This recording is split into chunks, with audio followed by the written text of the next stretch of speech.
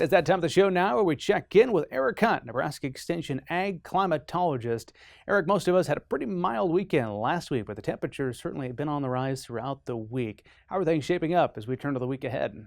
Well, thanks, Bryce. As of earlier this week, it actually had a pretty cool July across most of the state and a lot of the region, with a below average number of heat stress days across most of this part of the country. So that's actually good news. The bad news is the heat's already started. It's going to continue through most of this next week, with temperatures being at least 4, probably 8 degrees above average statewide through this next week. And that will continue through early August.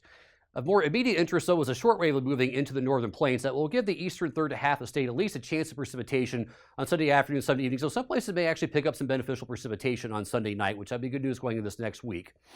The heat will be on, though, as this ridge starts to build across the southern and south central U.S. The warmest temperatures will be just a bit displaced north of that ridge.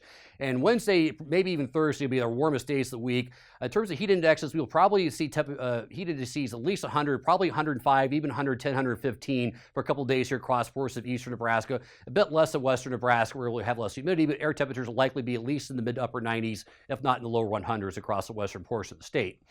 If there is any good news, there will be some chances of thunderstorms maybe Wednesday night and maybe again some other evenings during the week as we get some storms, maybe possible around this ridge. That chance will be better in Iowa and Illinois and Indiana, but there will be some chances for that in portions of Nebraska as well.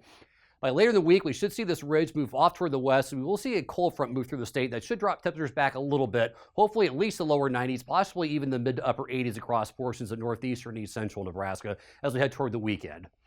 In terms of precipitation, again, the western third of the state, very, very good probability of not picking up a half inch of moisture this week. The only part of the state that has any realistic chance to pick up an inch of rain would be some areas in the east. And again, I wouldn't count on getting an inch of rain this week in the east, but it is at least possible. Temperatures likely to be well above average across basically the entire country, since the jet stream will be paying Santa a visit as we hit the first portion of August. The CPC does have our entire state and most of the region under a risk for excessive heat through the first week of August. And in yellow, they've highlighted areas where they are concerned about rapid drought development. I also share that concern. The European model is also in good agreement, and is the GFS in terms of this heat. In terms of precipitation, the CPC through the first week of August keeps it below average for the entire state and a lot of the region. And this is agreed upon by both the European model and the GFS. This might be a little pessimistic on precipitation, but don't count on picking up a lot of precipitation in the next 2 weeks. We did pick up some beneficial precipitation across portions of Knox and Cedar counties, also Lupin Valley down toward Webster counties this week, and even some beneficial showers out in the Panhandle and in portions of eastern Nebraska, where we hadn't had much rain for a couple of weeks. In terms of 90-day precipitation, a little bit drier, sneaky drier across portions of northeastern Nebraska, west central, and certainly the Panhandle, and still a little bit dry, at least in the last 3 months across portions of southern Nebraska. In terms of soil moisture, we have really taken off some of that reserve we worked up with earlier this year across portions of eastern Nebraska. Things definitely going the wrong direction across the Kansas border. We do have some additional southern corn rust report after last week.